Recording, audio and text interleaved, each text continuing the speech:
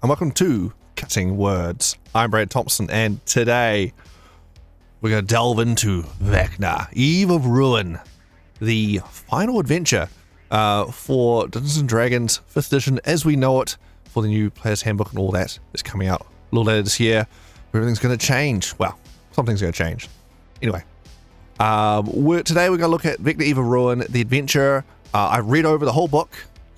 Read the whole thing, the whole adventure. And so today I'm going to summarize the adventure for you, go over it all, what's happening in this adventure, what's going on, and give you a bit of a review, as well as some tweaks I would probably make to it based off my first read of this adventure if I was going to run this adventure. So without further ado, we'll get up the book and we'll take a look. Obviously spoilers if you are planning to play this adventure. Turn back now, get out of here, because this is going to be spoiler city. I'm going to talk about all the things, all the spoilers. Watch out. Alright, you've been warned. Alright, on to Vecna, Eve of Ruin. Alright, here's the contents page for the adventure. Here it is in all spoilery glory. Wow, look at all that. All beastry there. We won't really go into the stat box today. We'll do a separate video. There's a lot of them. We're just going to talk over the adventure itself. What's going on here? So, we'll go over it in order. Shocking concept. All right. So we're going to skip straight to chapter 1, and we'll fill in the gaps of what's going on with the kind of storyline as it comes relevant throughout. All right. Chapter 1: Return to Near Death Graveyard. So in this one, so the adventure starts level 10, so it's 10 to 20 adventure, and the players do get to fight at level 20. For what it's worth, we'll get to that. But you start at level 10. The book has a few notes on modifying the adventure if the player's level 9 or 11, make it slightly easier, slightly harder, bring minor tweaks to the encounters. But yeah, basically, what's going on here, level 10, the adventure starts in Neverwinter. By hook or by crook, the players must be Neverwinter. So here's some suggestions in here saying, players fell through a portal to arrive in Neverwinter from somewhere else, or whatever you need to do to get the players to Neverwinter. Because Lord Dagult Neverember, Lord Protector of Neverwinter, is hiring the adventurers for a mission. And that mission, let's scroll up, is to find these nobles. So, basically, it's a bunch of, important nobles and things have disappeared throughout the city, and there's been some kidnappings. And so Lord Neverember, he's hired some clerics who done some divination magics, going, cool, you'll find them in a mausoleum dungeon in the graveyard. You adventurers, you look like real go-getters. I'm hiring you lot to go rescue them. Off you go. And that's basically the adventure. Lead in there, like, all right then. And so the players get told where to go to find the dungeon and go do a dungeon crawl. Excellent. To go rescue these 4 NPCs. And who've been kidnapped by the cult of Vecna. Oh my gosh. Right in there. Vecna, right out of the gate. Well, not Vecna himself, but his cult. His followers. So the players go around this dungeon complex. We go, hey. All the maps are kind of this kind of style, which I like the other maps they've done in other adventure books with a full color and everything, but this is fine. Stylistic choice. Where basically it is dungeon anyway. And it has like old remnants of like elemental clockwork guild type stuff going on. Elementals deal with and the Vecna cult, fighting undead and whatnot and cultists through this complex and rescuing these 4 NPCs that each have a secret they know, be it like, oh, I know Dagult Neverember isn't actually descended from the former king of Neverwinter. Oh, that open secret everyone suspected all along. Anyway, so each NPC has a secret, and that's why they've been kidnapped by this cult, because the cult is doing this ritual in this ritual chamber here at the end here to basically pull secrets out of the NPCs, out of people that are kidnapped victims, and then channel it to Vecna to fuel his master plan, his master ritual that he's doing at the moment. So Vecna, throughout this whole adventure, is currently like getting his ritual ready and then performing his ritual behind the scenes. You don't see him until the very end. More on that later. I have thoughts on that, but yeah, you don't see him until later. And the players are just, the cultists are just kind of feeding him secrets and whatnot. So that's what they're doing, and what's going on with cult. So the players go through this dungeon crawl, murdering or role-playing or sneaking, however they like, through the dungeon to eventually get to the final chamber, the very important final chamber, chamber C26. In this chamber, there's some cultists in the middle of taking the secrets out of this, one of the 4 kidnapped victims here, the NPC Eldon Keyword. He's like a planar expert, fortunately. And so they're trying to pull secrets out of him. And as they do that, basically, the middle of their ritual, the players go on to save him. If anything happens to disrupt this ritual, basically, the ritual goes wrong. Horrible happens, and basically there's a flash. The players and Eldon are suddenly zapped into the Shadowfell, into this evil parallel version of Neverwinter called Evernight, which is just full undead. Basically, it's an undead-filled version of Neverwinter, all dark and spooky. So the players get pulled through from this ritual backfiring through to this other place, as well as they now have a link formed with Vecna, because this ritual backfired that was dedicating this secret to Vecna. And because they dared to do anything at all to disrupt this ritual, all players, no matter where they may position in the battle map, like, it's possible, like, the ritual chamber, like, you can totally, get back up to that map. Back to the map. You know, they pop in the door, one person runs in, trusts a ritual, or just do a pop shot and fireball in the room or something.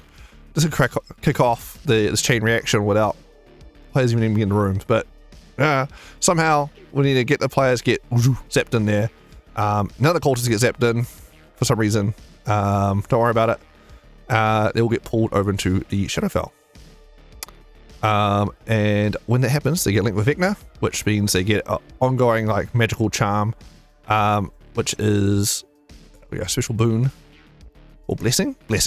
One of the words, which they can now get advantage on insight checks and can cast see invisibility without spending a spell slot once a day.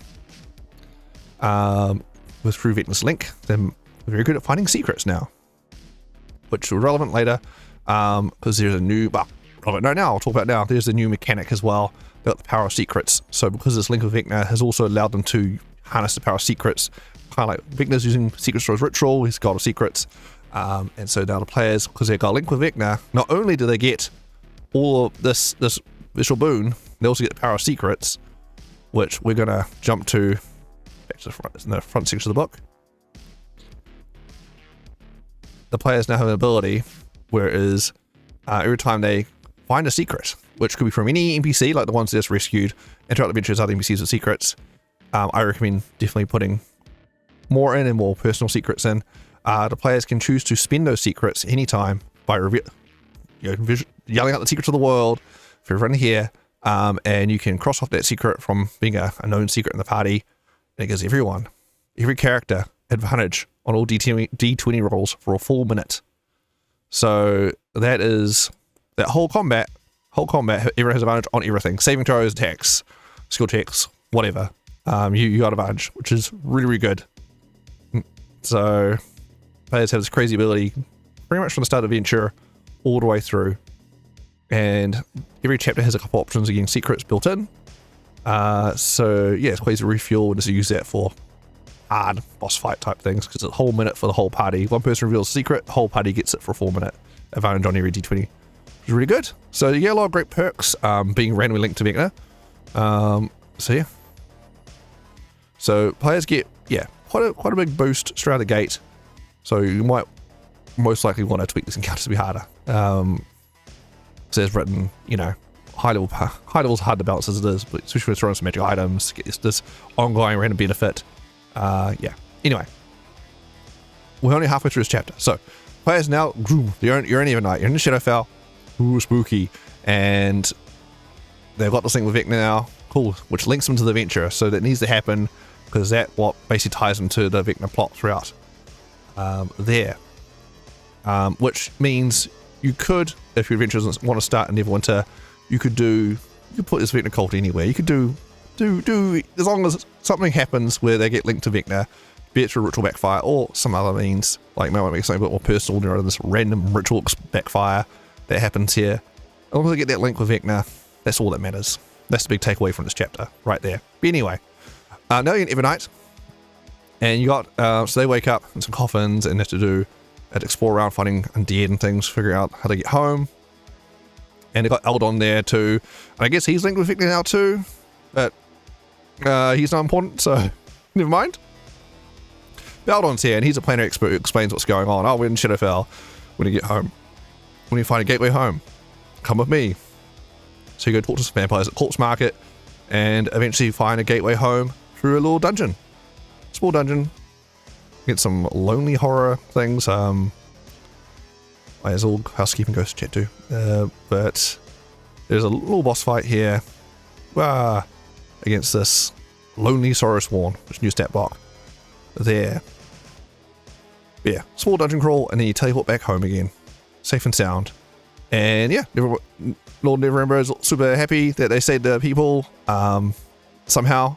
I think the adventure assumes the NPCs you saved along the way, you kind of led them to the surface before going to the final ritual chamber. Or I guess all of them came through the ritual. Doesn't really explain what happened to them. Go through the ritual, and then I guess they're all linked to Vecna now. It's fine.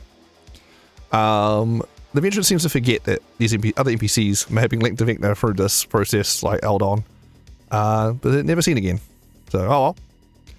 So players are rewarded, and then adventure is they live up to level 11, and adventure kind of just goes, you know, you could kick off next series of events for Vecna anytime. Like you could just go a week's time, could go immediately. It recommends a year or so, like it's been a bit of time to kind of see this god's been working on this plan for long-term plans.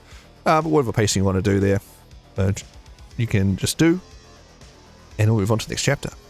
Alright, in chapter 2, the Wizards 3. This can be triggered whenever, because lots of players have got that link with Vecna back in chapter 1. You can trigger this whenever you feel it's appropriate to basically get this adventure in full overdrive, full gear. Let's all go from this point onwards. So what's happening here is in Sigil, in Illustrial, which is this lady here, Sanctum, she's got basically a fancy home there.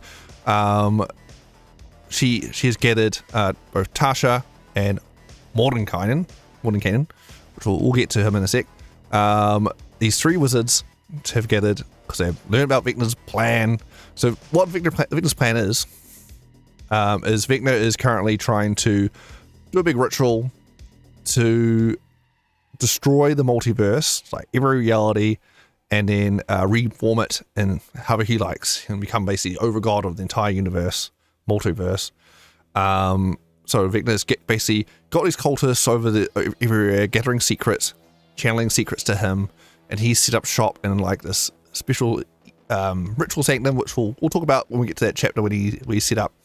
And he is basically doing this big ritual that will, in theory, explode everything, destroy absolutely everything, while he is safe in the center of the ritual in this little singularity he's going to store himself in.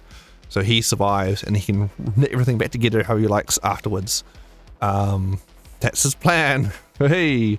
And so these three legendary figures have caught wind of this evil scheme, and they're basically trying to get together and do some kind of three-way wish spell somehow. They're all working together on this wish to to find out a way to stop Vecna. They don't give the exact wording of the wish. Do you think the book would go, this is the wording they use for the wish? No, just wishing for a way to stop Vecna. Okay. So they do this spell, and the spell, I guess, backfires, or doesn't work as expected. And it summons the players appear when they make their wish. And they go, I guess you guys have to stop Vecna then. Here we go. Now, what's happening here? So the players get summoned to the sanctum. So let's get the sanctum map up. Sigil Sanctum. There it is, the map there. Very pretty. It's most easiest to process and read. But, there we go. So the players get summoned here to this lovely sanctum from wherever they may be, and told, right, I guess you guys are saving the multiverse now. The wish brought you here. All right, so what to you? We're actually, because casting a wish spell means you're quite weakened to cast a spell. So the wizards, unfortunately, even though we're a very powerful archmage, magi even, we can't directly help you right now. You guys have to go save the multiverse somehow. Now one of these three wizards, Mordenkainen, he has a secret. He is actually, where is he? A picture of him? Nope. Sure, we'll do that. There's Mordenkainen there. What mischief is Mordenkainen up to? So he is actually has the Destroyer. He is not actually Mordenkainen. He's a baddie in disguise. So what's going on here with him is, I'm going to go with a little backstory time here now. So this is the big overarching secret of the whole adventure. This is like the big reveal, the big secret. So Kaz was Vecna's lieutenant, right? And he betrayed Vecna originally, way back when. I'm going back to the chapter intro. This is where it talks about it. So there we go. There's Kaz, woo, fighting Vecna. There used to be broskies back in the day. Let's get a picture. There we go. Hey, there's Vecna when he's mortal, and Kaz when he was mortal. Before Vecna became a lich and then a god, and Kaz became, well, a vampire. So they're from Orath. There's a lot of planes and things. I'm not going to go into all the settings right now, but basically they used to work together to try and take the world. And eventually Vecna gave Kaz a magic sword, the sword of Kaz, and the sword apparently whispered sweet nothings to Kaz, saying you should usurp Vecna and you should be in charge, not just lieutenant of Vecna's armies, blah blah blah. And then Kaz led to betray Vecna. In his moment of triumph, and cut his hand off and his eye, which formed the magic items, the hand and eye of Vecna. And Vecna was defeated, though he eventually returned, and as Vecna always does, and Kaz was shunted off into a domain of dread and became a vampire there, and was trapped over there in the Shadowfell, basically. So what happened to Kaz? Great history. And the sword was lost, and it's not part of the adventure at all. Though there's a section of the adventure that says, hey, if you want, you could totally put the sword of Kaz in there somewhere if you like, but we're not going to do it. Same with the hand and eye of Vecna. Those legendary artifacts about Vecna, they're not an adventure either, but if you want to, you could put them in. Oh, great. So yeah, none of the legendary artifacts, known to Kaz or Vecna, even the Book of Wild Darkness, that's another Vecna magic item. None of those are in the adventure at all. Just because you can put them in somewhere if you like, maybe. Thanks adventure. But anyway, so Kaz and Vecna have a long hatred. The backstory is kind of vague on the details. Why exactly? Like, apparently the sword may convince them to go just be evil, and Vecna was like working together so well. And they don't really elaborate any details there. I mean, look at them looking into each other's eyes there. Like, is there a romance going on there or something? I don't know. I feel like the backstory would definitely be fleshed out more, since this kind of their rivalry, their hatred for each other is kind of the backbone of the adventure, the narrative here. So I feel like it needs to be a little more fleshing out, be a bit more compelling. But anyway, so Kaz, basically here he is. He found in the Shadowfell the Crown of Lies. So the dark powers that run the Domains of Dread. So much lore. I'm summarizing. I'm getting through it as quick as I can. All right. Dark powers that run the Domains of Dread basically said, hey, Kaz, we would love Vecna trapped in the Shadowfell too, the Domain of Dread. We will give you parole. We'll let you escape our Domain of Dread for now, temporarily, if you can guarantee us Vecna. Bring Vecna back here, trap him here. That's what the dark powers are all about. They're like trapping villains and little Shadowfell domains, little prison dimensions. Anyway. So they gave Kaz the Crown of Lies to help with this. And the Crown of Lies is basically a big plot MacGuffin magic artifact. I go into the stats of it in my video where I cover all the magic items in this adventure, the new magic items. Where basically it's a magic item that lets you look like anyone and basically impossible to tell that you're lying. And all magic basically point to you as being that character. There's basically no way penetrating this. It's like a foolproof, MacGuffin of players will never figure out this twist ahead of time. Haha. What I don't like is too foolproof. I feel like it should be a bit more cracks in there, but anyway. Kaz has his magic crown. That means he can pretend to be Mordenkainen. He's a vampire warrior dude. He doesn't have any spells of his own, so he's pretty be a wizard and praying no one questions. Hey, can you cast a spell real quick? And no, I can't. I'm busy right now. I don't want to.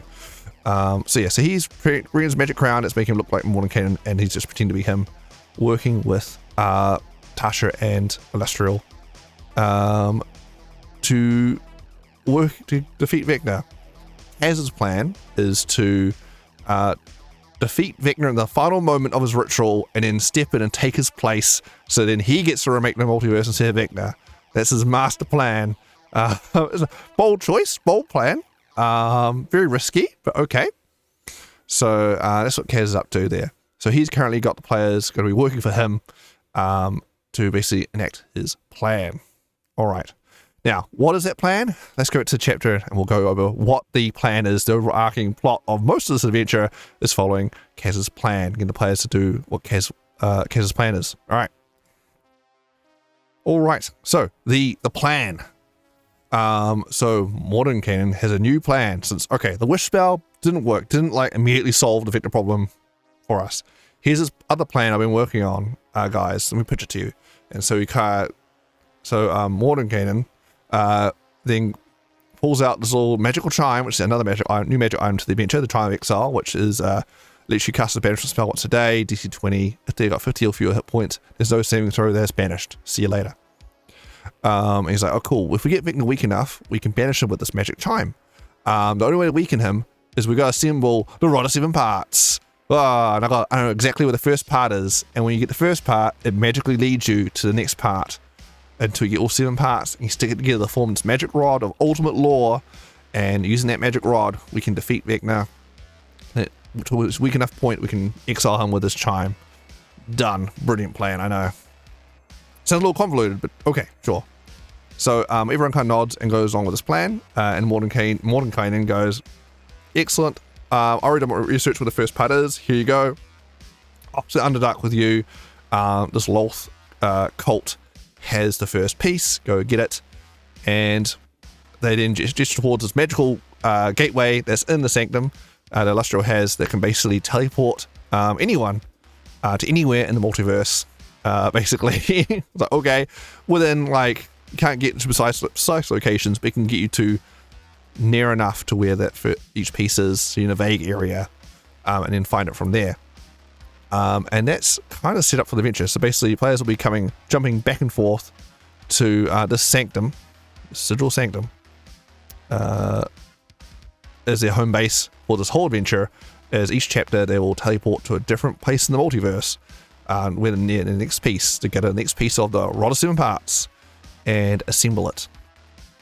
All for Kaz's master plan, which we'll get to soon. But yeah, so you're getting the pieces for him. Now, so there's a magical portal. They go there and they can go back. There's a portal left behind. The players can go back to the sanctum. And somehow the portal gets past Sigil's normal portal rules. Don't question it. The Lady Pain allowed it for some reason. Anyway, the players can explore the sanctum, and there is a locked room. There's Mordenkainen's room. It's like DC 30s and things like that to get. If the real players really want to break into Mordenkainen's room and search the room, there's a bunch of DC 30 checks to do, and the players could, if they choose to investigate Mordenkainen and pass some DC 30 checks, check out his room, they can find hints to him being not who he seems to be. Which is basically in his office, there is a bunch of paperwork. His case is an actual arcanist, he doesn't know shit about magic. He's scattered a bunch of paperwork about and stuff like that, make it look like he's been busy doing wizard work, but anyone who examines it well enough can figure out, like, that's weird. This Mordenkainen work doesn't make much sense, as well as he's got a secret evil bag of holding hidden under his mattress, which is a DC-30. They look under the mattress, okay, and pull out, and you find like a journal that talks about the history between a mysterious K character and a mysterious V character, which could be any evil supervillains, Kaz and Vecna, and talks about their backstory there. So those are the vague hints they have hidden away there. So the players could, in theory, figure it out if they try really hard and roll really well. However, the adventure's recommendations is if the players figure out that Kaz, they were actually working for Kaz and don't want to do that anymore, the adventure goes shrug, I guess, level up to level 20 or whatever, and send them to the final chapter of the book and just skip the whole adventure, which isn't great, but okay book. Just like, oh, the players figured it out. Congratulations, you skip out most of the adventure now. Because they realize you don't actually need Rod 7 parts to defeat Vecna. It's just Kaz busy work, because it is magical rod. So Rod 7 parts, Kaz wants some Rod 7 parts because it can, when assembled together, as well as being it's actually a really good magic item. Again, I went over the magic item stats for this in the book in my previous video, so you check that out. But the Rod 7 parts, when it's fully assembled, Kaz wants it to release Mishka, the wolf spider, which is ancient demon prince that apparently he's made a deal with to help him defeat Vecna, so then they can remake the multiverse together. There's like a little partnership deal going on there for some reason. So he wants those parts assembled so he can get the extra firepower he needs, demon army at his back, to go defeat Vecna. And so when players figure this out, they might not want to do the Rod 7 parts anymore. In which case the book goes, oh, okay. So you can't really need to hammer home the rod's also good for other stuff too. Like, the sets are very, very good, as well as it does bonus damage to Vecna. Specifically, it's not in the stat block for the rod. It's mentioned later in the chapter. Go, oh, by the way, when fighting Vecna, the Rod 7 part specifically does a whole bunch of bonus damage to Vecna, because it's a rod of ultimate law, and what Vecna's doing is kind of chaotic, I guess. It's a bit vague on those details. But anyway, that's the setup. And this is their home base. There's nothing too significant about the home base otherwise, just a magical portal to anywhere, and in theory they could walk out into the street to Sigil. So you've got the Planescape book, read up on that if you want to fill up any, like, walk around checking out the city of doors there. Also lots of magic item shopping can be done, and even says these archmages are happy to do shopping for the players and get magic items for them at their request, yada yada yada. Just focus on mission, with basically multiverse setting mission time, top priority. We'll get you what you need. All right, and so off they go to their first destination, Webb's End in the Underdark. So they teleport to the Underdark.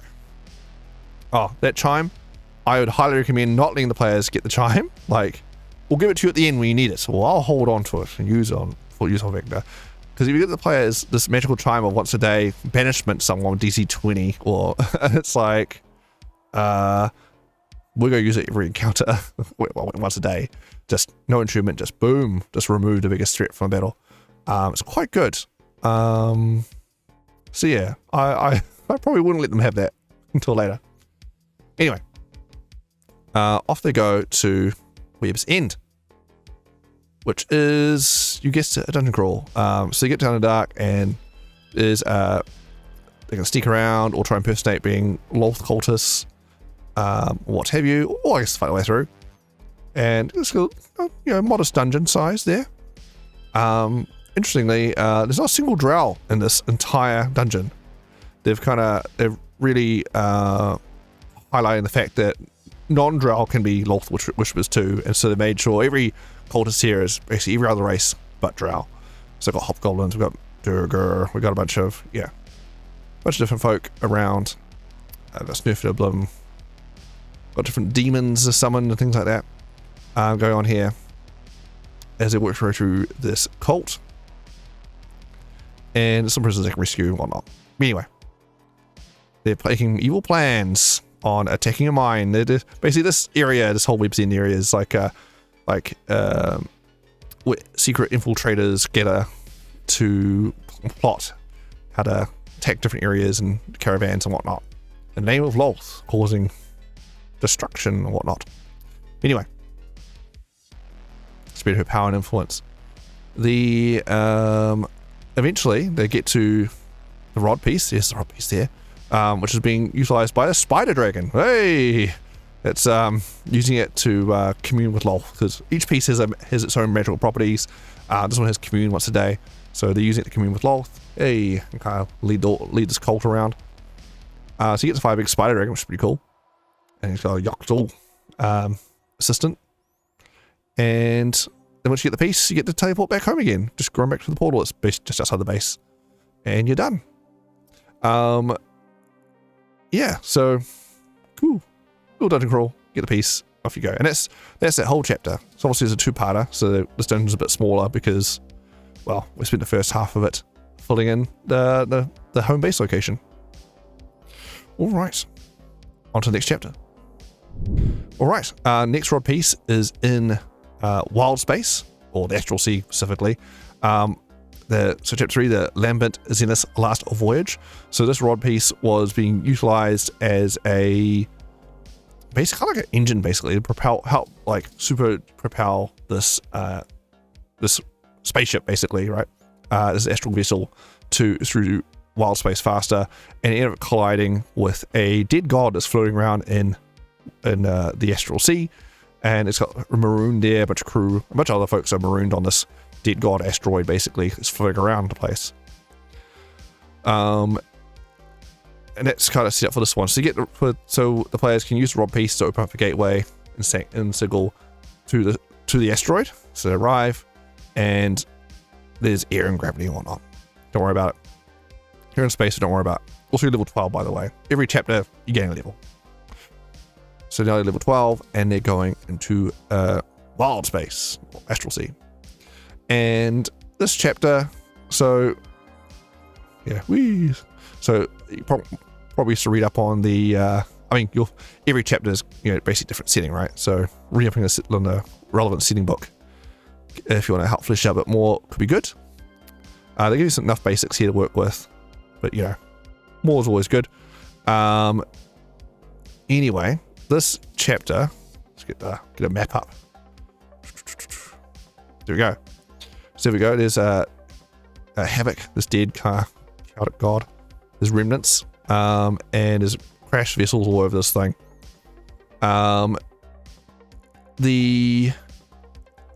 This chapter, I don't know. This I found. This is a chapter with a bunch of maroon sailors, desperate to get off this asteroid, and kind of some crew politics going on here, and there's secret Death Slard hidden in disguise, sowing chaos, and there's like a cool Captain Angel with like a missing wing. It's got a mechanical wing and all this stuff going on, and there's a whole thing with the rod piece, and it's locked in a vault. There's 2 wards at different ends of the ship. The ship's smashed, and you go to different ends of the ship to disable the ward to get to the vault, to get to the rod piece, only to find the vault's being eaten into from the other side, and this creature, this horrible monster that's been spawned from this heart of this dead god, is eating the god, is giant parasite, has now got the rod piece inside its gullet, and you fight a big boss fight and do all this, and eventually get out back with rod piece. So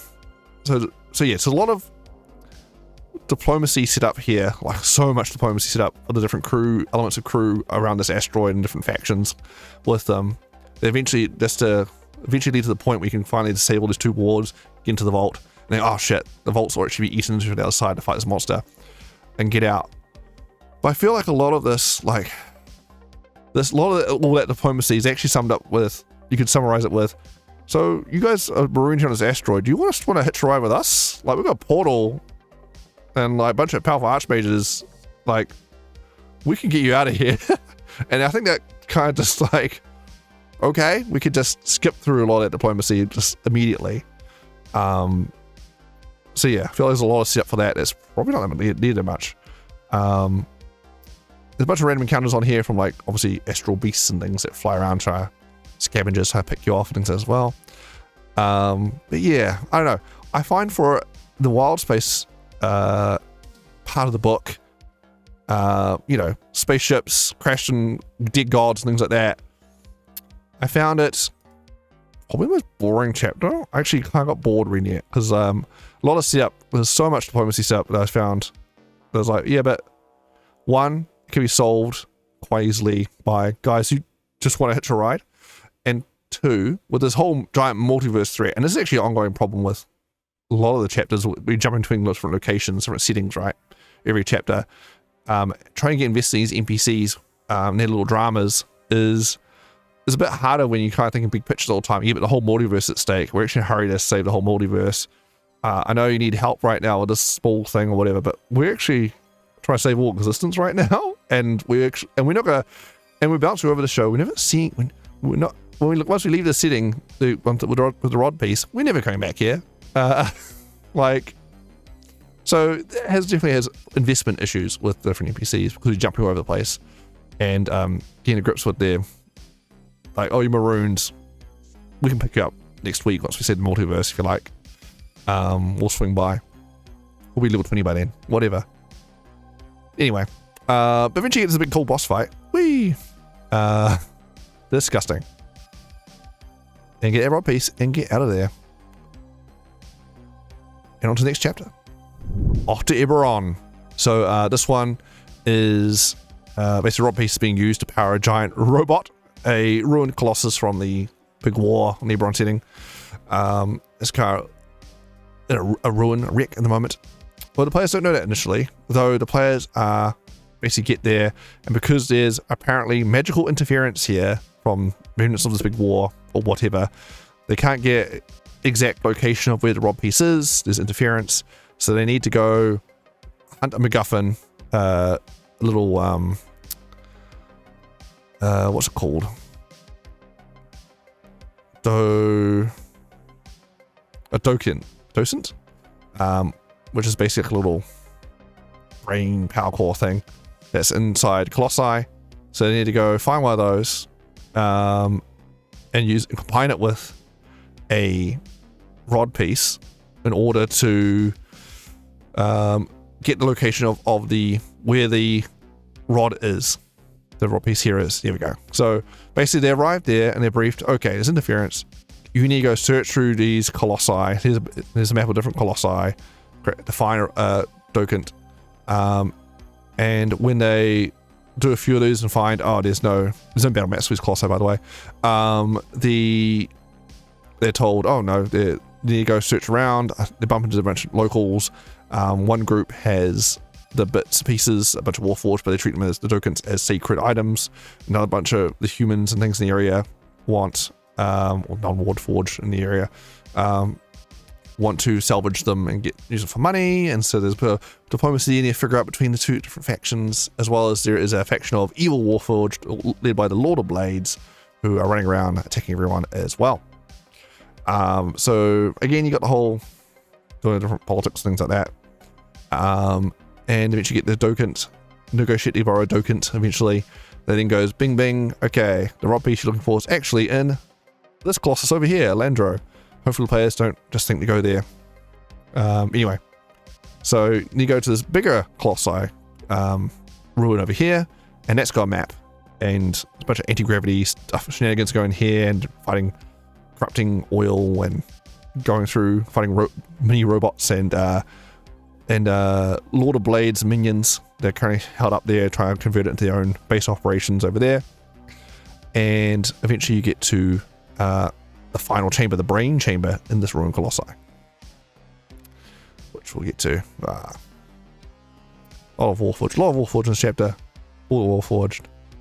There's Dokent there. Landro, alright. Glaives, this is the boss. This is the kind of lieutenant for the Lord of Blades, and this will be the kind of the boss fight in this chapter.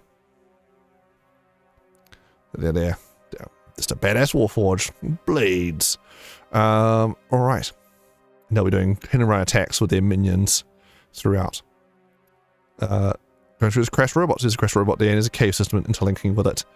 There's this thing kind of, it tried to get teleported in the battle, but it failed, and it kind of got teleported partly into a mountain or something, and it's going to stuck there this whole time. This big war machine, and a rod piece is being used to help power it. So it's up in its old brain, so then you basically work your way through this robot. And eventually you get to the final chamber, which, yeah, big fight. Get to the brain chamber. Look at that artwork. Creepy. Yeah. But there's basically a Landro's basically AI. Sure. Which is, we've got sets of water elemental.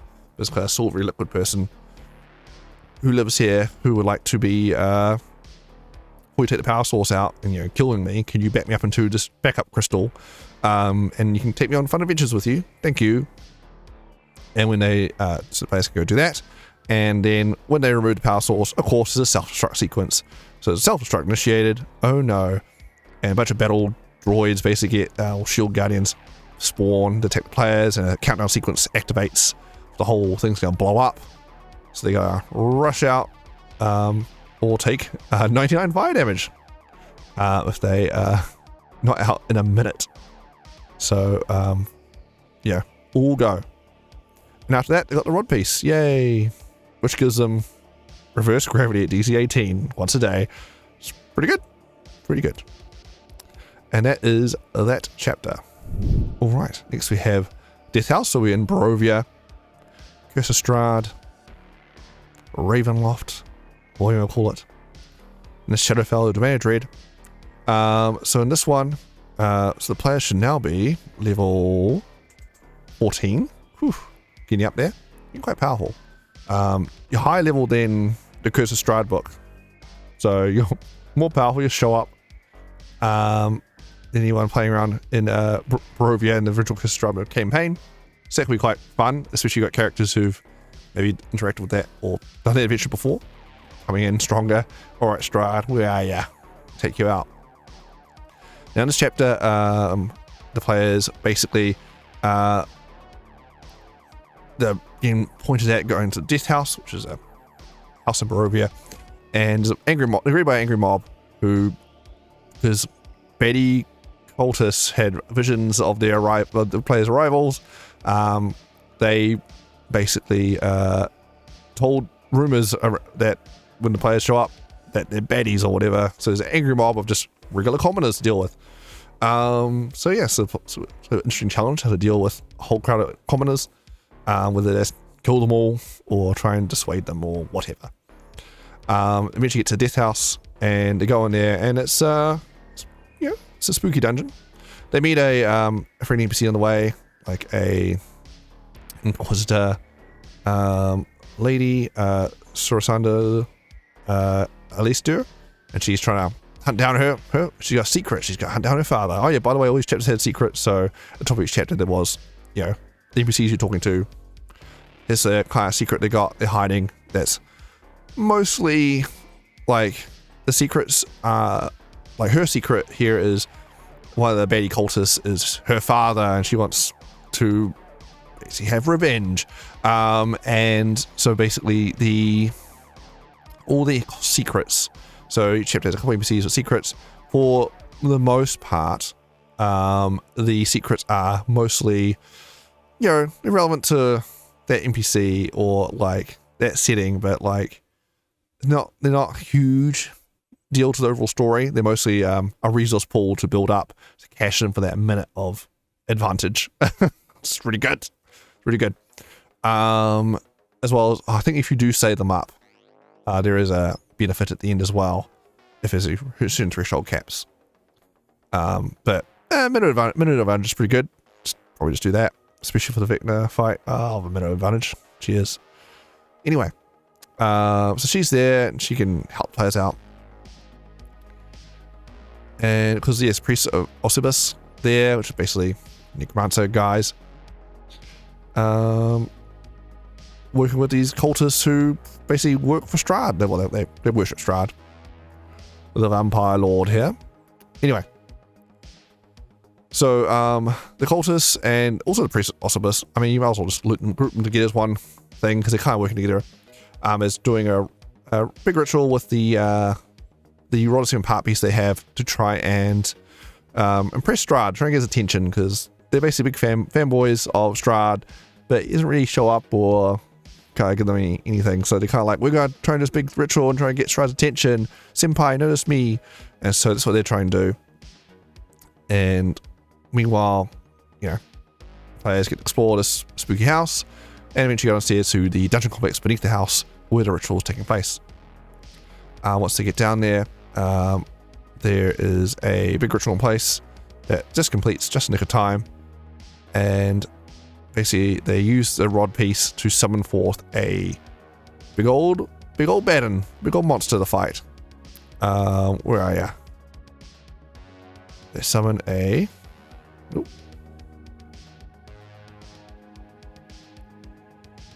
Where are ya?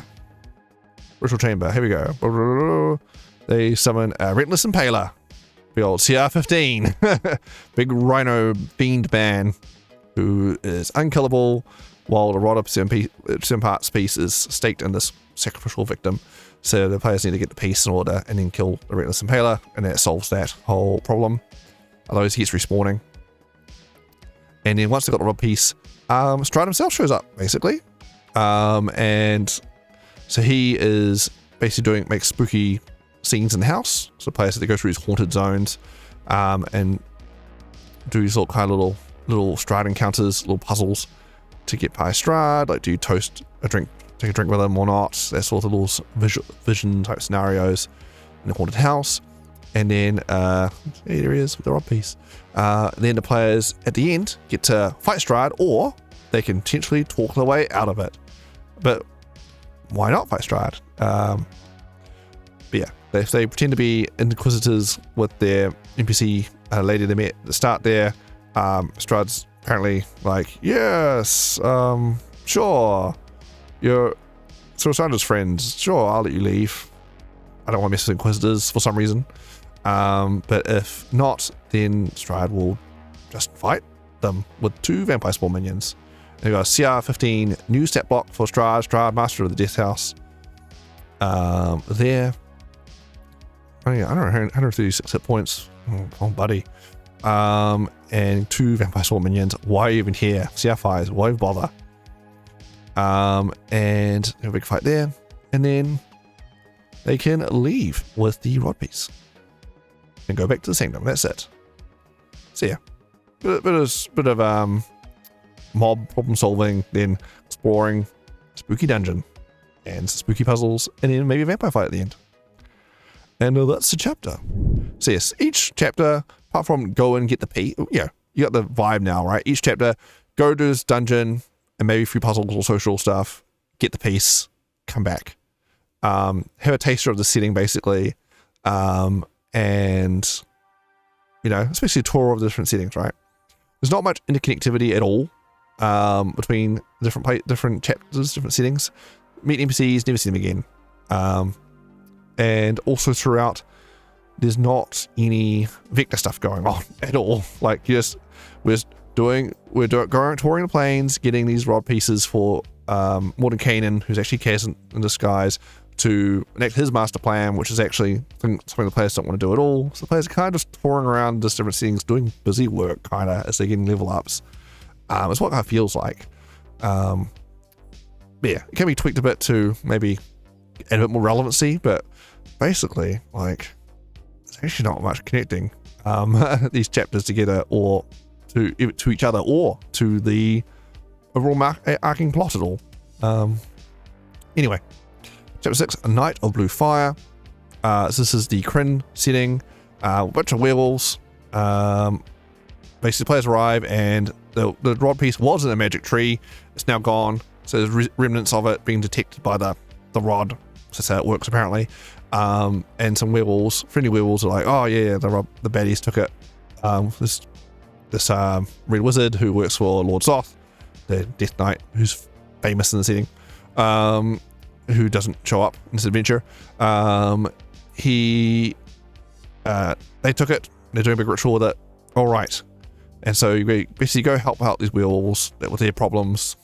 They can help free them and stuff. And then you go off to basically raid this big base, this big moon vault base that this red wizard is doing a ritual to force werewolves to change, and so they can't get near and bother the wizard because they don't like werewolves for some reason. Anyway, the whole moon theme. Yeah. They're doing a big thing, ritual to rob peace, and you basically sneak into this complex and help the werewolves out by freeing their leader, who's currently stuck in there, as well as getting this rob piece off this person here. This evil archmage, alpha archmage, Tirimi Knight's Edge.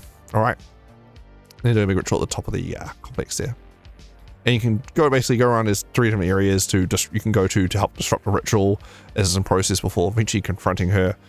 Though I don't quite understand why I couldn't just disrupt the ritual by taking her out immediately. But anyway, hey ho. There's the have the complex there. Just sneak around in and disrupt things. Rawr. Werewolves, a lot of moons, big ritual. That's basically the chapter in a nutshell. Yeah, get the end there. Don't think there's much else of note to mention for this one. Yeah, you can fight like a basically simulacrum of Sloth. Basically, can show up, but Sloth himself does not, unless a Death Knight or something. Oh, yeah, and a Moon Dragon show up too, Lunar Dragon. When the ritual is interrupted, that's right. When the ritual is interrupted, you go, oh no, I failed my master. My Lunar Dragon mentor shows up and Rick's face. Otherwise, yeah, you go back with the rod after that. All right, next chapter, chapter 7, Tomb of Wayward Souls. Going to Orath, or Greyhawk setting, and this is a dungeon crawl type one. So this one is, so the players will be at this level now. We're at level 16, so they're getting up there. Oh, baby, level 16, one away, level 9 spells.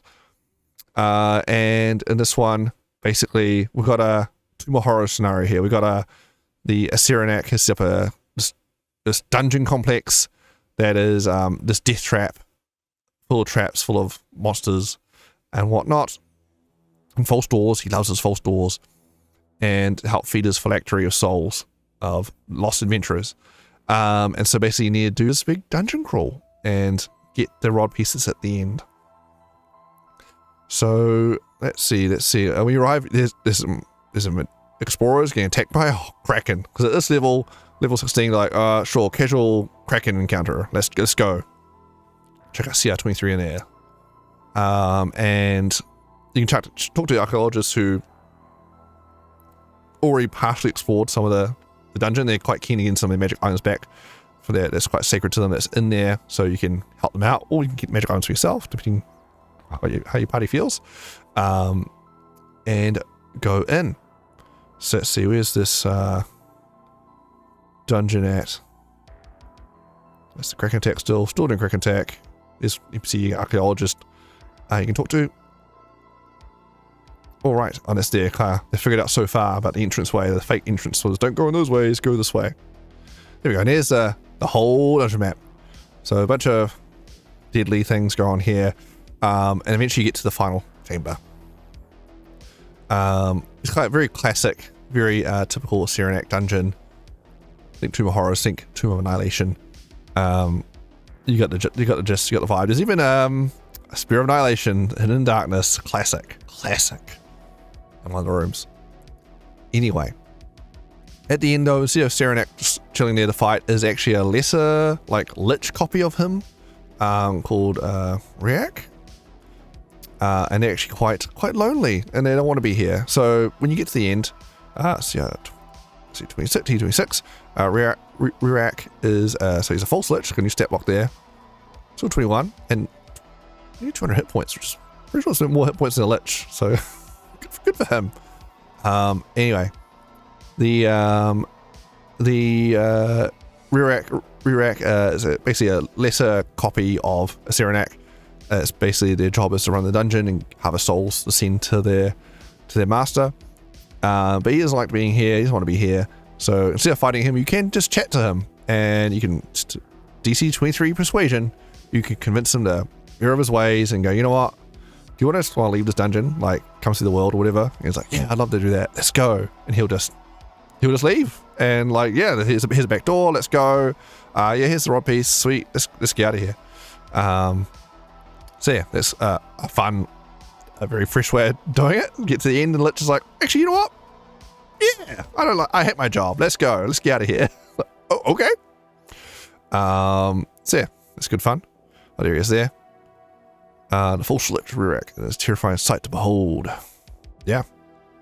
Fun times. And you get the rod, and you're out of there. And Robo Stars, sure. Pretty good. Yeah, so there's definitely the odd nice magic item scattered throughout the adventures as well. Anyway, and head back with that rod piece. Right, chapter 8, the Dragon Queen's Pride. Now there's 11 chapters here, guys. We're getting there. So this one, this is actually my favorite chapter, I think. The Dragon Queen's Pride. I really like this one. So we go to Avernus, get the final rod piece. It's in this casino, this Tiamat casino, in Avernus, the first layer of the Nine House. Got a bunch of fiends here, all chilling in this casino, having a great time. I really like this chapter. It's a lot of fun. Very, yeah, light-hearted with a bit of depth to it. I quite like. Nice way to sum up the this tour of the multiverse as it before you head into Endgame. So this chapter, level 17. So you got your level 1 spells now. Whoa, big time. Hit the big time. Big leagues. Parries are pretty powerful. And so this one, they're at a casino. And basically, they first arrive in Hell, and they need to, not at the casino yet, they need to hitch a ride. So there's an encounter with, like, hitching a ride with, in a war machine, basically, vehicle to get across, to the casino, and you can help these fiends out, these devils, to catch a ride, or you can steal a ride, or do whatever, or use your friggin' ninth level spells, or whatever, to get to the casino, however you want to do it. So there's some small travel encounters you can do to get there, and you arrive at the casino. The Red Belvedere, which, so good. So you arrive at Red Belvedere. Here is the whole place. So you got the casino lobby, dragon statue and everything, beautiful. We had the 5 different areas of the casino here, each themed after the different dragons, the different chromatic dragons. So you've got the Alabaster Racetrack, White Dragon, racing. Got the Cerulean Hall, the Blue Dragon, the mind games and things for an intellectual area. The Scarlet Colosseum, the big fight arena, basically. Got the Viridian Den, which is kind of more standard casino games. I'm not sure how that one actually fits. But sure. And you have the Stygian Maze, which is explore this maze for prizes. Yeah, okay. It's a little bit of a stretch, but they color themed nicely. Anyway. You arrive and you get to meet Windfall. So Windfall is champion Tiamat and proprietor of the Red Belvedere, and she is a bard, and we get a really cool bard stat block for her. I really like. So we have a whole stat block for her. Here it is. Here, CR 23. Whole bunch of crazy stuff because she's basically has to solo potentially fight a bunch of level 17 players. So she needs to be pretty kick-ass. So we're a CR23 Bard stat block, which is quite fun. So I don't think we've had a high-level Bard stat block like this before. So it's very interesting. It's like a sword Bard, basically, with a magic dragon sword and running around. So really fun. I'll go over the stat block in more detail probably in a stat block, over the stat blocks, but yeah, in a separate video. But yeah, I'm really excited. Windfall looks really cool. And she basically greets the players in the in the entryway, hey, and basically the players figure out that the rod piece is below the casino, and it's like, oh, that's the VIP lounge. You need to get clearance to go down there from the pitmasters, and so each of the 5 locations of the casino is got a different pitmaster, and so you need to get sign off from one of them to go down. You need to press one of these pitmasters to go down into the VIP lounge. So and basically the players that get explore the casino and figure out which pitmaster they wanna to impress. We're also going to do a bunch of gambling games and stuff as well. There's soul coins, as well as, well, the casino just talons its own currency, as well as I can do regular currency to get talons as well as soul coins. Read up on how Hell works for information on those, but there's some summaries in this book as well. All right, the pitmasters. So there's a poll right up on each of the pitmasters, all 5 of them. So there is the Scarlet Colosseum guy, just Rita Obashi, which is a fiend dragon guy, and the blue one as well. He's the blue area, the green, see the green area, and we got the black one's being run by the vampire running the maze, and the Rakasha here is running the white one, the white racetrack arena. And basically it's different tasks and things they can do, challenges each one player has in order to impress them, which is quite fun. And then once they get one of them to sign off, basically players can go into the VIP lounge below.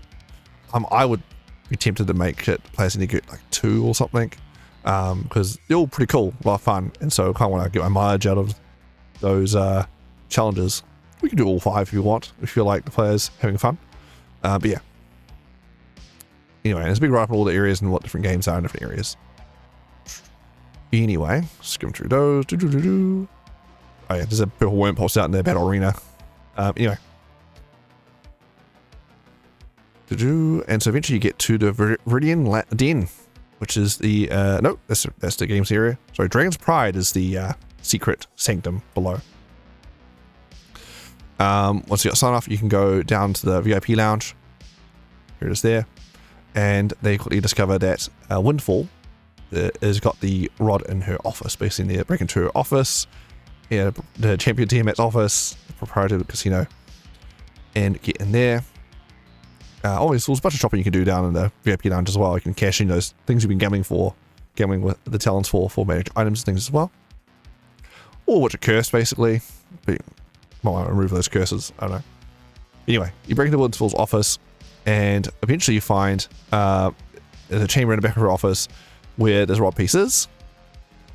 The rod piece, she's currently being utilizing this rod piece because you can cast a simulacrum spell, which is ridiculous. Don't let the players keep that for long.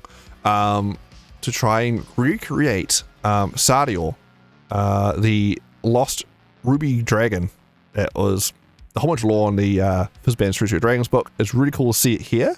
Like, they're actually utilizing the lore in their setting books. Crazy. And so Sardior is she's attempting badly to make a copy of Sardior to impress her goddess Tiamat. And Tiamat actually resides just down the corridor from this area, so she can hear everything that's going on in this chamber. And so Windfall's here when the players arrive, and they can have a big fight with her. When she drops down to 0, she gets Tiamat basically speaks through, echoing through the chamber from her chamber just down the hall, saying, how dare, blah, blah, fully heals your champion.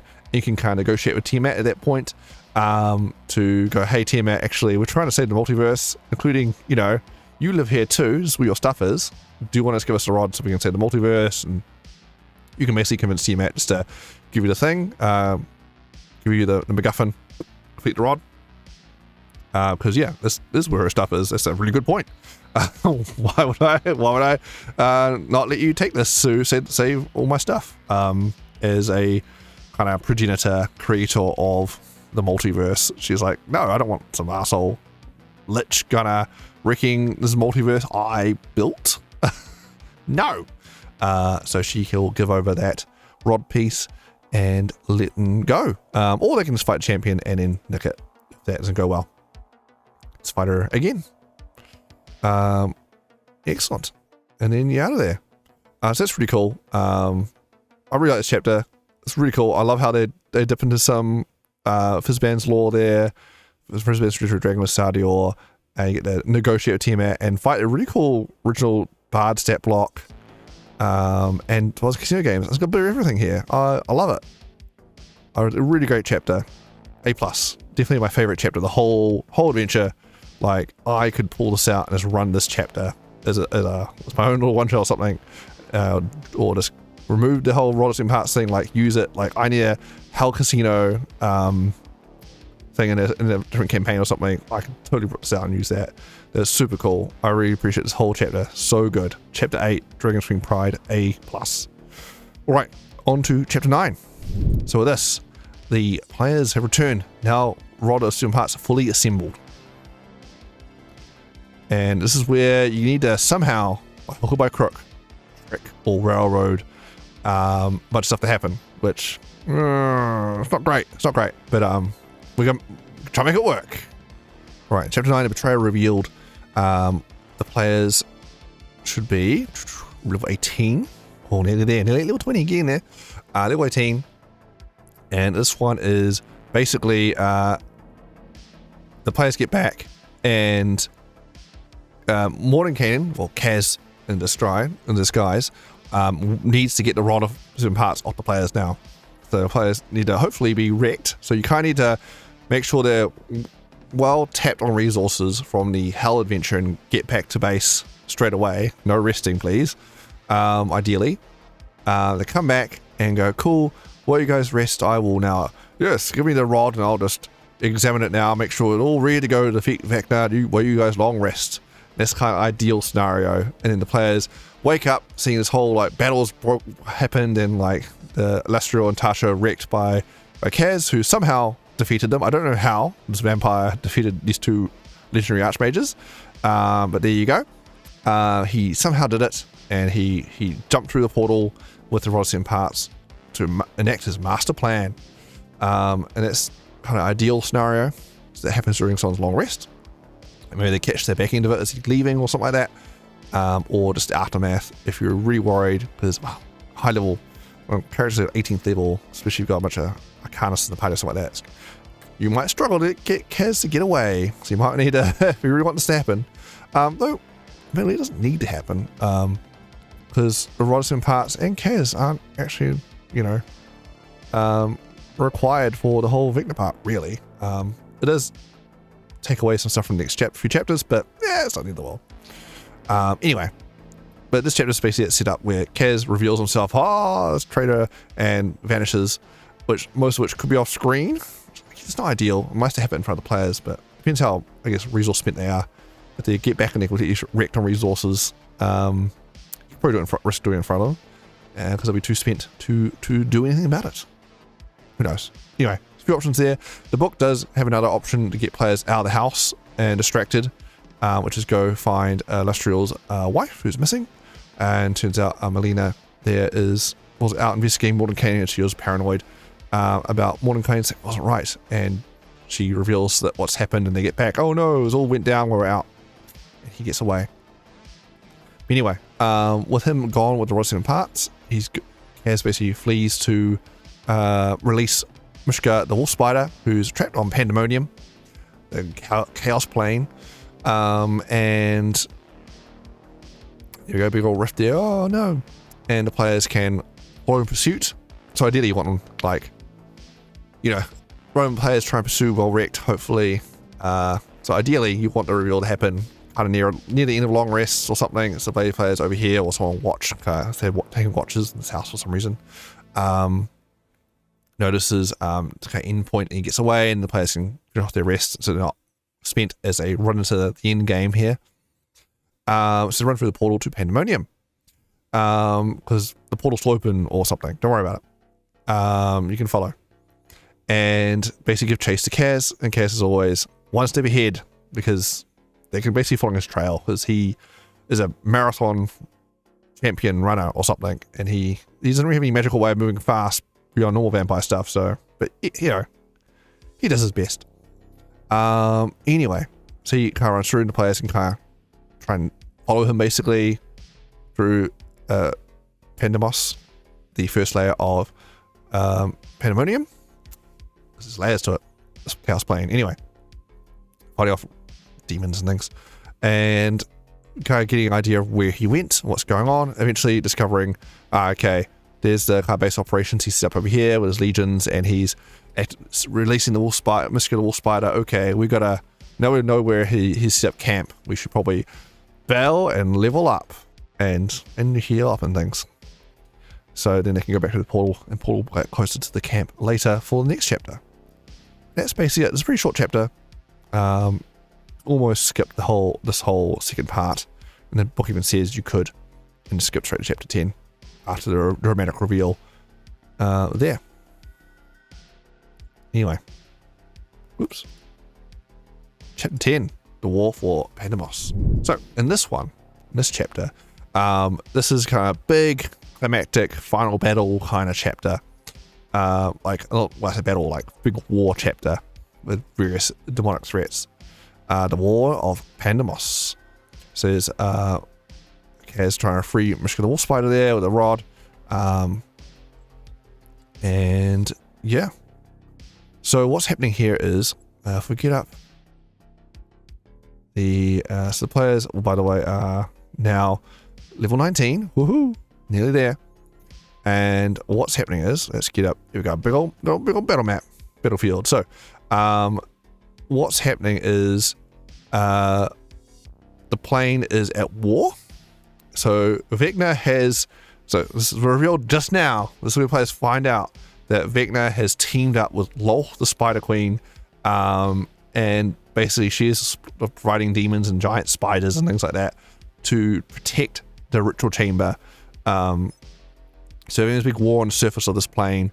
So it's spider forces versus wolf spider, muscular wolf spider minions. Spider on spider action. Fighting out on top of this plane, on the plane here. Meanwhile, Vecna's doing his ritual below in a secret area. And so, yeah, so this whole, apparently they've allied up and Vecna must be truly desperate to go, you know what, I'm going to team up with the goddess of deception and betrayal. Like this, man, Vecna, this is a risky plan. This is a risky play. What are you doing? Don't worry, I made a deal with Lolth. She will protect me while I do my ritual while I'm vulnerable. So, by the way, when Vecna's doing the ritual, he is basically sacrifices divinity. He is just a regular lich man as opposed to like a god. And so he's currently like I'm going to be vulnerable during his ritual. Lolth, my trusted ally, you protect me, O goddess of betrayal. And I need you to protect me during this ritual. And when I succeed in this ritual, I will make you, the second most powerful god. You'll be the number 2 god, right? I'll be number 1. You'll be number 2 for eternity. Sound good? And apparently Lol said, yeah, sounds choice. Let's do it. Okay. There's nothing in the adventure about Lol like betraying Vecna or anything like that. But she kind of half-assed, kind of like, I'll submit some forces.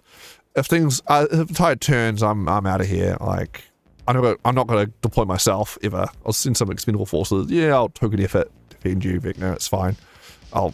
In case you do succeed, I suppose. But I'm not going to overly exert myself here. But it's definitely something you could potentially move more with, but the book does not. Anyway, so there's a big spider on spider war going on here, and it's different areas of the battlefield going on. So there is the Ruinous Citadel. So basically, there's Mishka the Wolf Spider, who's apparently Kaz got the rod of 7 parts, jammed it into this keyhole kind of thing, and the portal started opening, and then went, it's wide enough. All right, I'm out. I got shit to do. I'm out of here. And so Kaz kind of bailed, and the Mishka the Wolf Spider's like, the portal's not big enough for me to get out. Come on. And he's like slowly trying to stretch the portal to be wide enough for him to escape. So he's very slowly escaping, but he can give orders to his minions. So the army is happening. The war is happening. But so Mishka the Wolf Spider is partially trapped still, but slowly escaping in the Ruinous Citadel. So the players can basically players have options of where they want to go and what they want to do here. I think there's good odds the players might want to go, let's just We gotta stop Vecna though, so let's try and sneak past all of this and not try and attempt any of it. We never know. So we've got Mystical Allspider. They can choose to go fight and fight there's generals, and then there's options. You got Mystical Allspider has a stat block, but the adventure goes as written. You don't fight Mystical Allspider, but if you want to make it harder, you can let players fight them. Okay. Thanks, book. We've got the Hurricane Tower, which is currently Lolth's demon general is running the Lolth's forces from there, and so players can fight on top of the tower there and disrupt Lolth's forces because their general, who their orders is taken out. Similar story with Mystical Allspider is taken out, then there's no orders going there, and that kind of scatters the army. So you can tip the battle either way. I'll take both out. Over there, Kaz, the destroyer, he's chilling in the sanctum over here in this kind of cliff area, and he's just kind of waiting for his time. And so the players can go there and just face Kaz now, get the Rod parts back, which they don't actually need for anything. Actually, the Rod parts in the Citadel. He doesn't even have the Rod anymore. But Kaz does know location of the ritual chamber that Vecna's doing the ritual on, and he knows exactly where it is, and they can get it off him somehow. So they go there and fight Kaz, or they can disrupt these generals, and doing so, Kaz will come to them and then go, "Whoa, what's going on? Why are you making my war business? Oh, it's you guys!" And have a fight. Basically, yeah. That's kind of the main areas there. And this big battlefield. And so yeah, so the players get the rod back, or not. They can go, Mystical Allspider, that sounds like a tomorrow problem, and let him slowly get out. And head straight to Kaz and getting the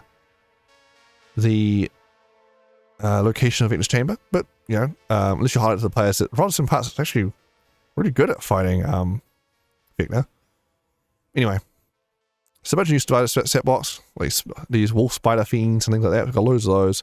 Again, we'll go through the stat box in a later video. There's Lolth's General there, a modified Baylor, basically.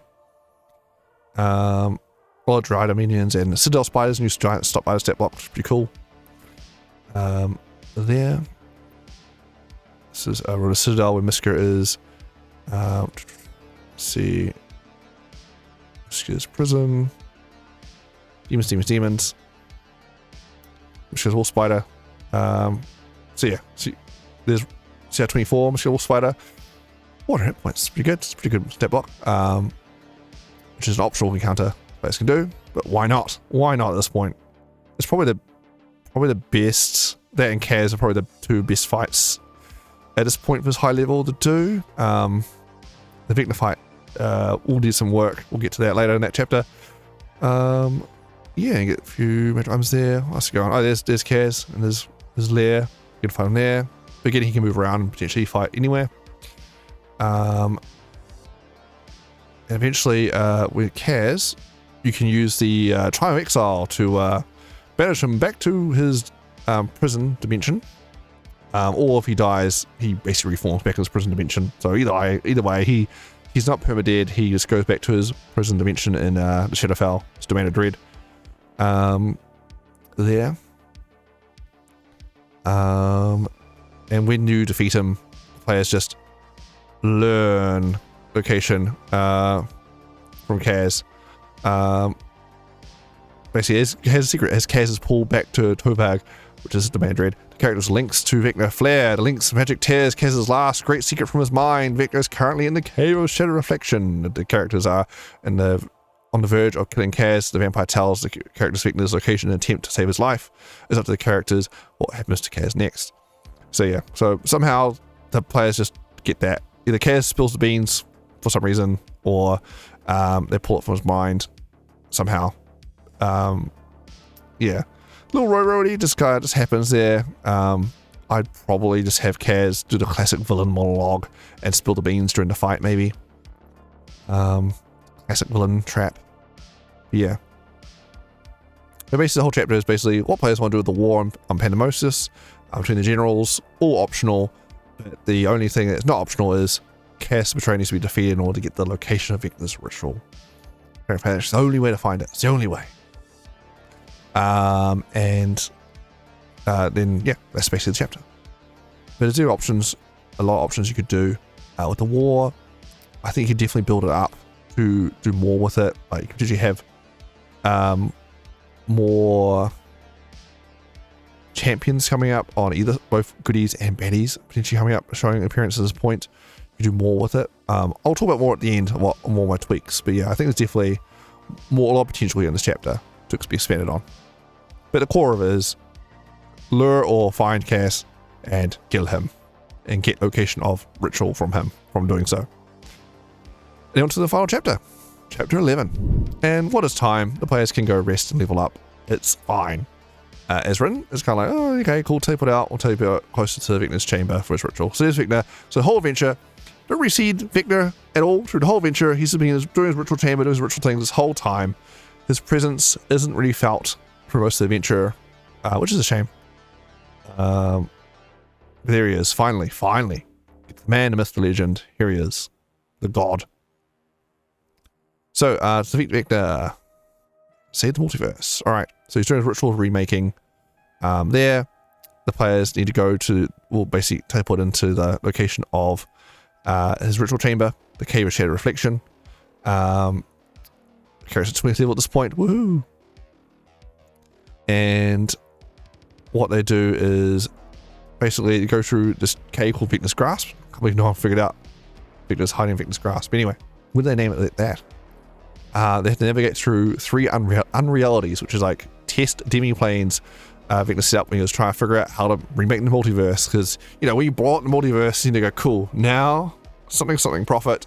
I need to actually know, like, make sure I can rebuild things, not just, cool, I now exist as a soul being in an empty void for all of eternity. Whoops, I done stuffed up. So he has made 3 demi-planes, and they're kind of in the way. He just kind of put them in the way to get to his chamber for some reason, to test to make sure he could rebuild the multiverse, okay? And these are Vecna's versions of reality, where this new world order he wants to make. And I must say, Vecna, not the most original idea guy. Like, I feel like he could have really branched down to some interesting things here, and kind of a bit like made these realities very similar to the current reality. Just, you know, my enemies are dead or be tortured. Nah. I feel like he could have been a bit more original, like make some original new reality, like really kind of, yeah. Vecna apparently his weakness is imagination. Apparently, it feels like. Anyway, let's see, where were we? See each unreality. He needed to roll 7 parts or 7th level spell slot to so expended 1 charge from the rod or 7th level higher spell slot in order to turn off each reality. So you do it 3 times, 3 realities. So there's some resources spent there on the way in. Or the rod's way more efficient if you got the rod.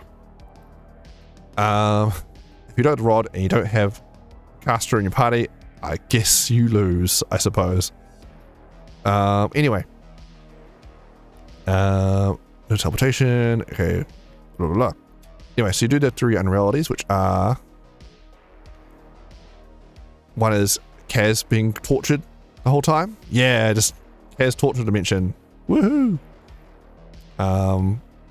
And basically you need to go and convince tortured Kaz to give the sword of Kaz to the players, and then boop it with the roll 7 parts and ends the reality. Yay, did it.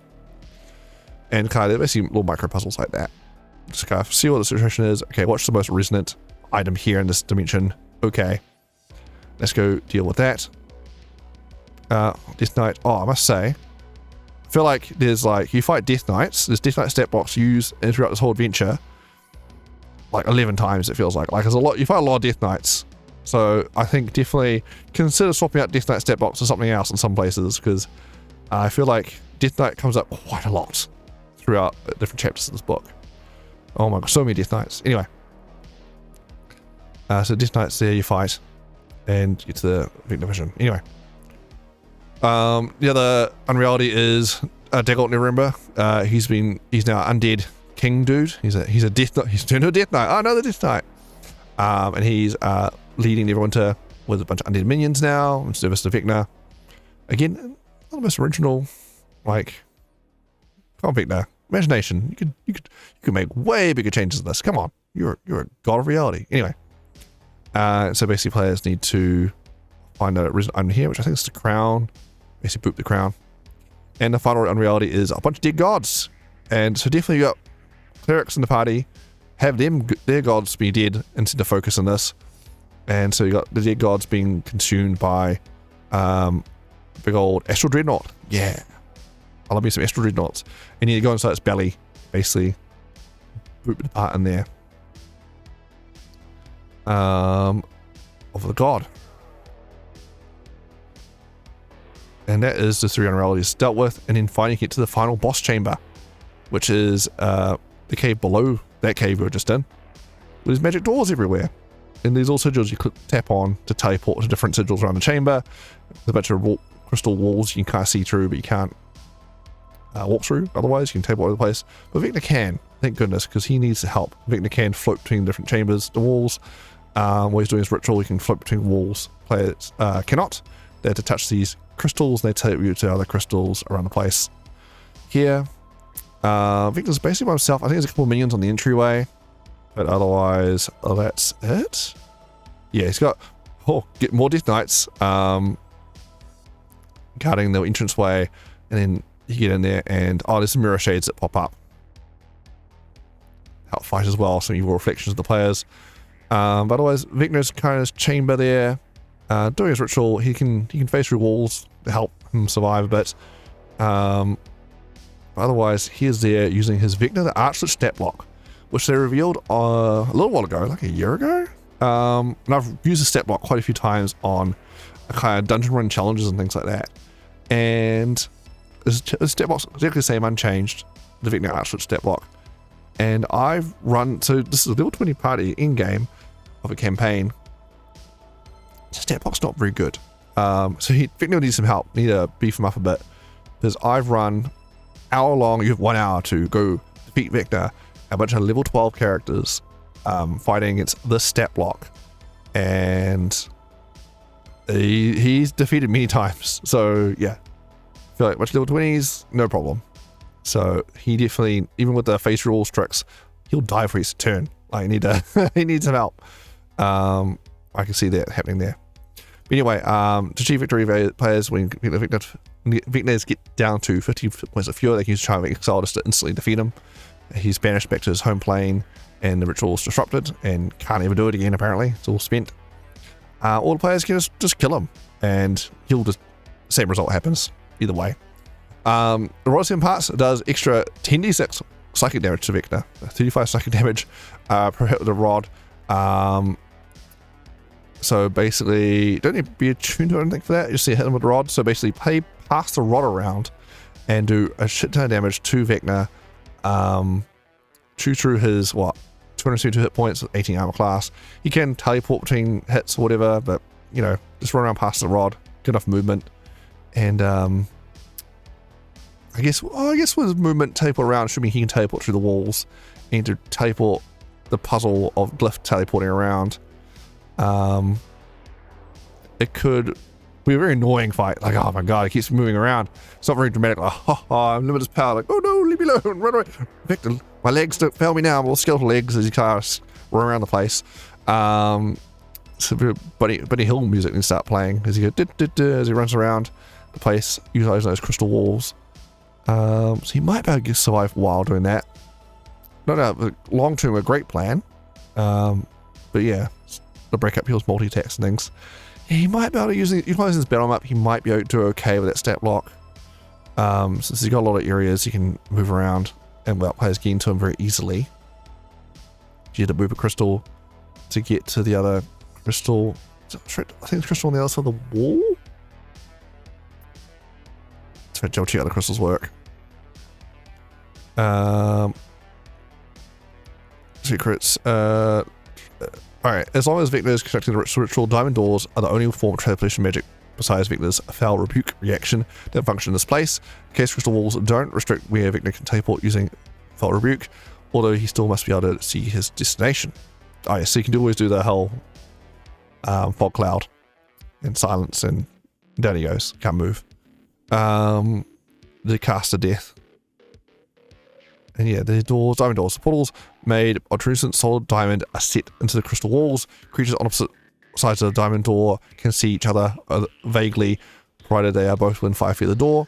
With the exception of the door on area R2, each side of each diamond door is set with a large ruby, the other with a large sapphire. These are depicted on the map, red and blue. Each side of the door is also etched with a sigil. This sigil matches the sigil on another door on the Cave of Shared Reflection. Shows 5 pairs of identical sigils labeled A1, A2, B1, B2, C1, C2, D1, D2, E1, E2. Tapering sigils when the Vecna or creature carrying Vecna's link touches the diamond door's gemstone, the doorway teleports the creature to the nearest unoccupied space near the other door with a matching secret sigil. Side destination doorway on which the creature appears depends on which gemstone the creature touched to teleport. Touch gemstone was a ruby, the creature appears on the side of the destination doorway set with the ruby. If the touch gemstone was a sapphire, the creature appears on the side of the destination doorway with a set with a sapphire. Oh god. So there's a crazy puzzle layout. Who designed it this way, Vecna? What are you doing? Also, yeah. Also, by the way, the Vecna link thing. So only the player characters can go in here. You know, that's why you need the Vecna link, because only the ones with Vecna's link can enter here. Only Vecna himself or people linked with him can enter his final chamber to stop him. That's why. Okay, there. A1 blue goes to there. It's trap zone. So blue to blue.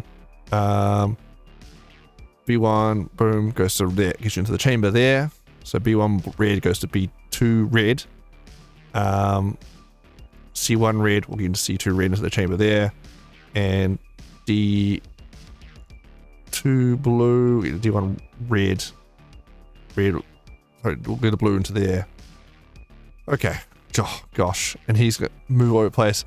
Okay, it's a bit of a headache. Especially they're not, like, labeled like this on a map with the players to figure out which team goes where. Okay, I can see players waste a lot of actions and time dancing around trying to figure out how to get to Vecna.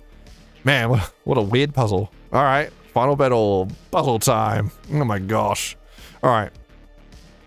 Anyway, so that's that. But also, not only do we have this puzzle to deal with,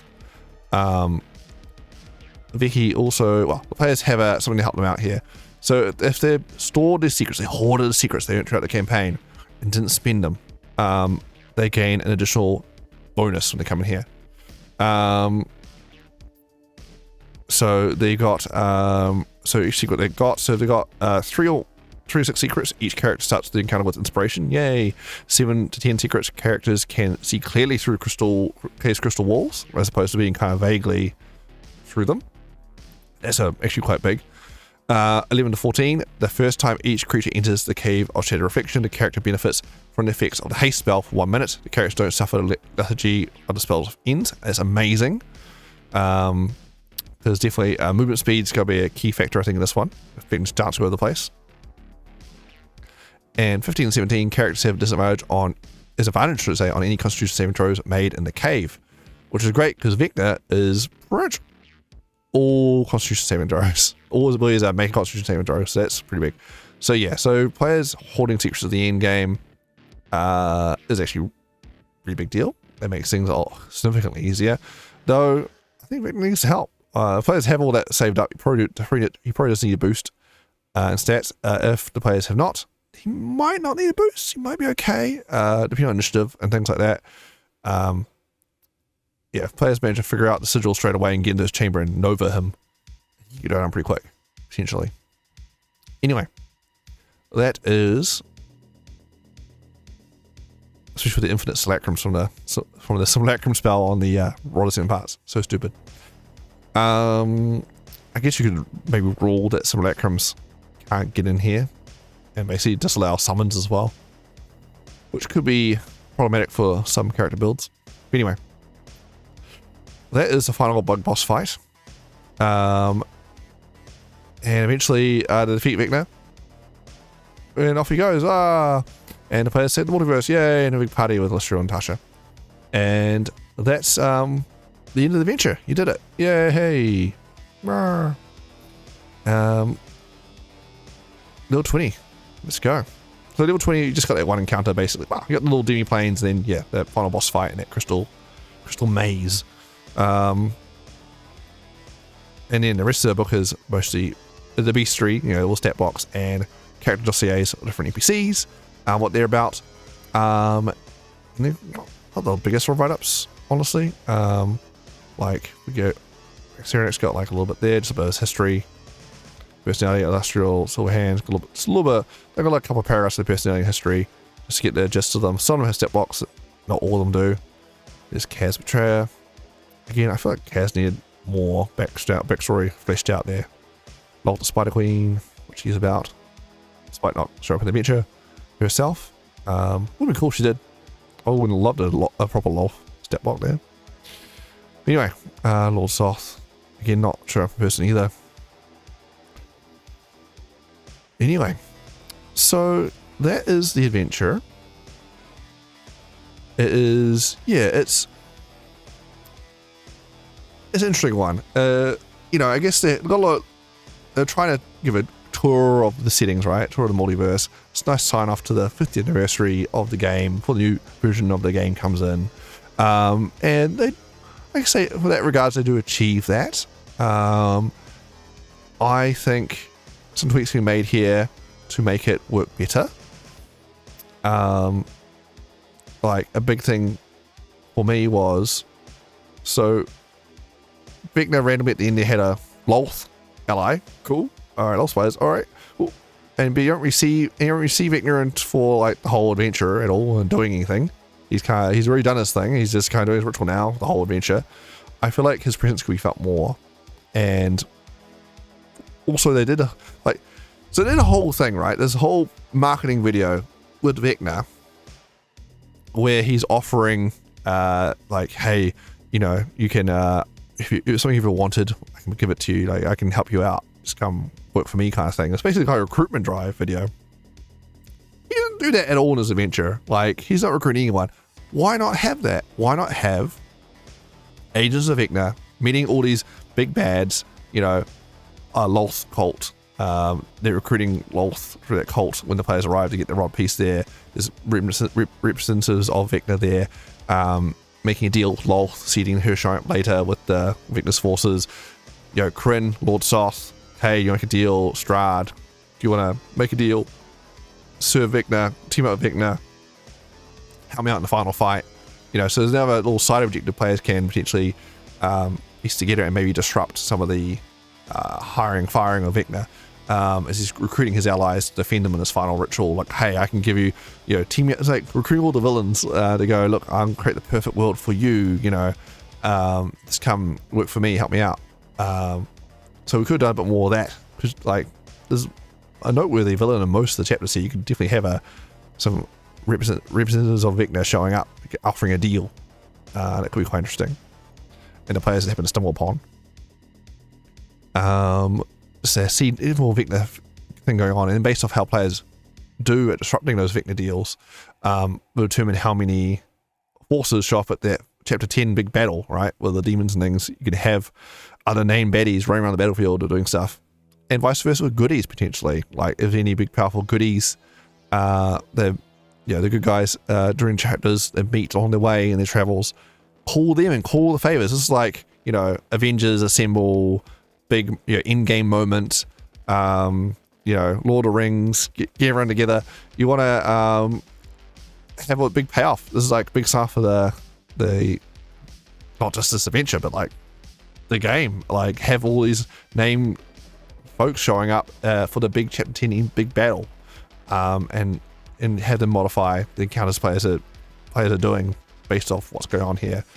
I think there could be a lot more tie-in done there to help really thread these chapters together. So I think definitely look into doing something like that, especially if there's also personal ones players care about from their backstory as well, thread them in there.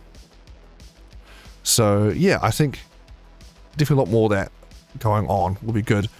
I think it suffers from the classic, a lot of these adventures suffer where it feels like the different writers are taking different chapters and they kind of written their own chapter and kind of handed it in, and it's being pieced together. And I feel like need a bit more massaging to kind of blend them together a bit more, have a bit more interconnectivity going on. Too many Death Knights. Why has everyone got Death Knights? Let's cut back on Death Knights. I'll change a few chapters to have less Death Knights, you know. Let's have more interconnectivity going on here, and, you know, have a greater stakes with the NPCs, because it's hard to have good bonds with NPCs when you never see them again, and also you got bigger fish to fry with the whole multiverse. Like, your little issues, you know, it's fine, but like we got more things to do. Like, why are you bothering us with this busy work? And speaking of busy work, having most of the story be, most of the chapters basically be you're doing kind of busy work for this Kaz, getting the right certain parts you actually even need for the end game. Like, the book even goes like, oh yeah, the players figure out they can just, you just stop where they are now and skip straight to chapter 10 and go from there, to go fight the big war and fight the Vecna and level them up to that point. It's like, what? Hold on, I'm not going to miss out on this adventure book. What are you talking about, book? So I feel like you kind of need to really ham up. No, you definitely need a rod. Like, it's definitely like ultimate force of law, this rod. It's really needed to defeat Vecna. It's the only way. Like, you need to, I don't know, do more with it beyond just being Mars, me tricking you all along. Not just be that. And communicate that to the players somehow. Like, make sure they actually know, like, hold on, why are we doing this? So they're still motivated to do it. But yeah, so overall, while there's things I like there's some chapters like, I really like chapter 8, really like chapter 8, the Dragon's Queen Pride, the whole casino area, that was super cool. And the big in-game war, it's quite cool, I quite like that. The final fight, Vecna puzzle, it's interesting. I think I still need to think about it, get my head around it more, because oh my gosh, the sigils and table and things like that. I guess you really needed to keep this squishy wizard alive in this final level 20 fight. Ridiculous. It was interesting seeing a level 20 encounter, because I think this is the first official level 20 encounter. Because even Mad Mage, I've run Dungeons of Mad Mage all the way to next. I think it's supposed to advertise again level 20.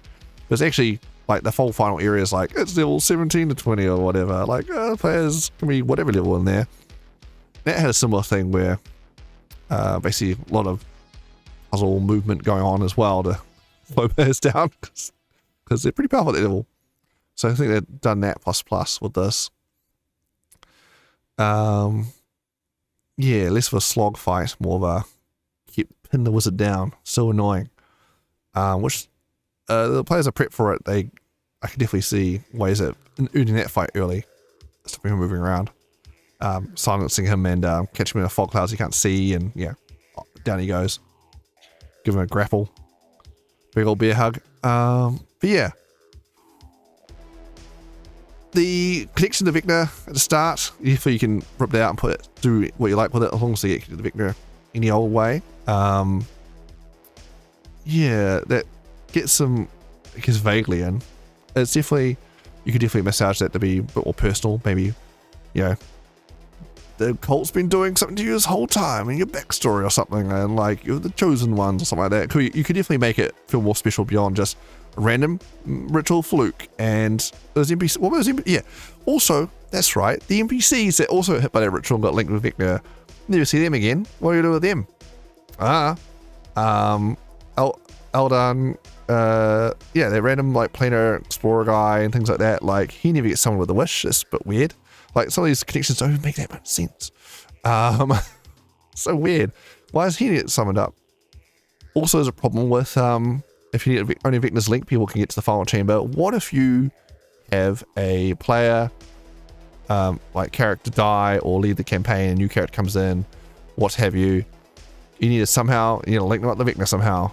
Make sure you do that, otherwise I guess the final chamber doesn't work. Or maybe characters not Vecna's link can go in the chamber now.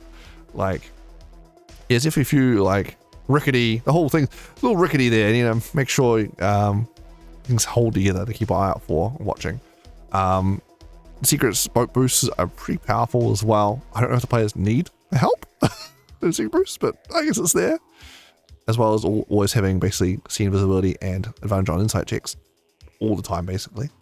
It's I don't know if they need that level of boost, but sure, there it is. In the adventure there. So yeah, overall, I'll read through. I think there's potential to, yeah, there's ways of making this more interconnected and more than what it currently is. I've already hired a bunch of those, and I think there's potential there for a fun time.